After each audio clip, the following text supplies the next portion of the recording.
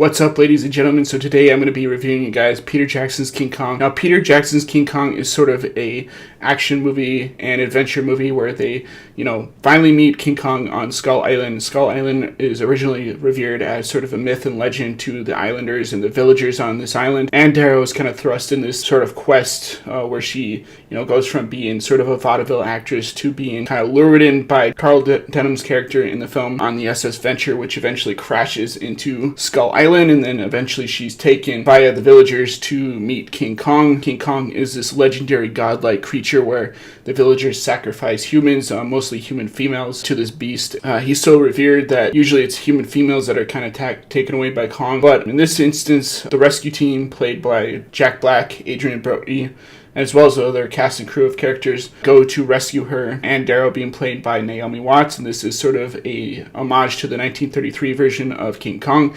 The 1933 version of King Kong being the original before the 1976 version, which is what I was originally introduced to. I think this movie does a really fantastic job with sort of the visual effects of the film, as well as, maintaining the original story while, expanding upon it, adding more backstory and doing something new. This is one of those movies where the extended cut of the film, which Peter Jackson always does, is actually a lot better than the cut that we eventually get in the theatrical release. While I really did enjoy the theatrical release of King Kong, or Peter Jackson's King Kong, I thought that the extended cut was done way better. They add in scenes that you didn't see from the original movie, such as they added a Triceratops attack at the beginning of the film, which the Triceratops kind of attacks Jack Driscoll and Carl Denham's crew. Andy Serkis is one of the characters that's also sort of involved with this in the opening, and we don't really see his character that much within the rest of the movie. He plays the chef character that kind of works on the SS Venture, and he's a little bit skeptical of Jack Black's character, who is trying to kind of lure the team to Skull Island.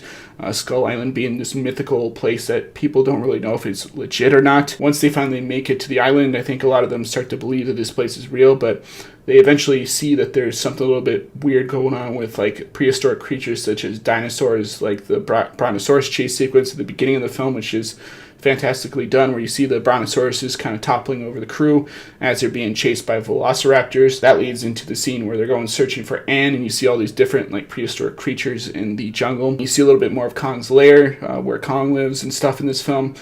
Kong taking Anne there, which is where Jack Driscoll eventually goes to rescue her. There's this really impressive fight sequence where Kong fights a couple of T-Rexes on a canyon, and eventually leads to Kong, toppling down into the canyon where there's a bunch of vines, and he gets caught up in that, and then Darrow falls off of Kong's hand as he's like holding her, and you see the T-Rexes kind of chasing after her, as well as Kong, as this huge fight sequence goes on, and Kong fighting kind of like a wrestler. You see the New York City sequence at the end where King Kong is trying to go after Anne. Darrow. He's trying to search for her in the city, and you got the military chasing after him, as well as Jack Driscoll and Naomi Watts trying to find him. This eventually leads to the biplane sequence where Peter Jackson has a significant cameo in the part, playing one of these gunners in the biplanes that is trying to shoot down King Kong. It's pretty impressive, that sequence, to see sort of Kong throwing biplanes and stuff at other biplanes, and you see the biplanes kind of splitting apart and pieces falling off and everything. There's also a really cool scene at the end of the movie where Carl Denham is trying to lure King Kong into the village so that they can throw these gas bombs at Kong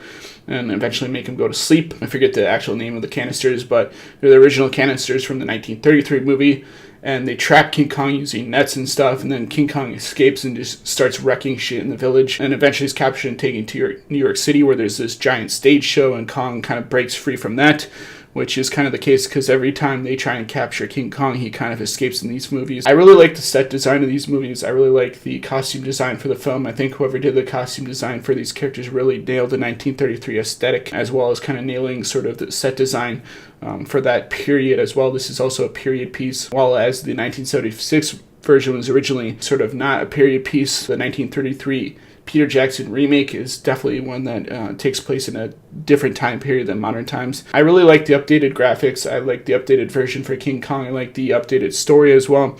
I think this is sort of the definitive version of King Kong that, they would have done if they had the technology back then. Well, you don't get to see, a Brontosaurus eat people and stuff that wouldn't really happen with dinosaurs, like what happened in the 1933 version. This is definitely a version that I think that audiences will definitely appreciate for trying to pay homage and while adding new backstory. So that is why I'm going to give Peter Jackson's King Kong an A+. This movie is on Netflix right now, so if you want to catch it and watch the regular theatrical cut, you could do that. Otherwise, you could purchase the director's cut, which I have, and watch the extended cut, which I think is infinitely better than the theatrical version. But each cut is different, and each cut feels a little bit different from the other. And I really like this version of King Kong. I think this is really well made. So hats off to Weta Digital for making the visual effects of this movie, especially after they originally attached to do this before Lord of the Rings, but then Lord of the Rings came along, Peter Jackson did that, and the King Kong he was originally going to make didn't fall through, but then we eventually got this. So yeah, I really enjoyed this movie. Hats off to the entire team at Weta and Peter Jackson's crew and everything. I'm a huge Peter Jackson fan, so hope you guys like this review, and as always guys, rate, comment, subscribe, and I'll see you in the next video. Peace.